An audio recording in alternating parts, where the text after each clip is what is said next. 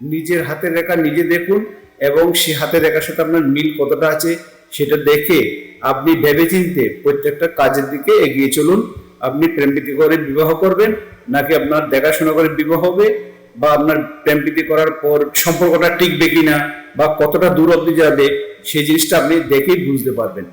প্রথম দেখুন হাতের রেখা দেখার সময় আমি বলেছি হাতটা রেক্ট্যাঙ্গেল প্রকৃতি বা চৌকো, এটা তো অবশ্যই দেখবেন। হাতের কালার দেখবেন, হাতের কালার যত উজ্জ্বল থাকে তত বেশি শক্তিশালী হাত হয়। আর লম্বা আকৃতির হওয়া মানে লিডারশিপ দেওয়ার মতো একটা হাত। কিন্তু যেহেতু আমি ভালোবাসার ক্ষেত্রে বা প্রেম প্রীতির ক্ষেত্রে যে আলোচনাটা করছি, দেখুন এই ক্ষেত্রে গেলে প্রথমে আঙ্গুলের ক্যাটাগরিগুলো দেখবেন। আঙ্গুলের এই সেটিংসটা যখন আমি বলতাম, এই আঙ্গুলের সেটিংসটা এখানে সে বুকটার নিচে নেমে গেল। তো রবি এখানে বেশ এখানে ভালো অবস্থানে আছে, বৃহস্পতি ভালো অবস্থানে আছে, শনিও বেশ ভালো অবস্থানে আছে।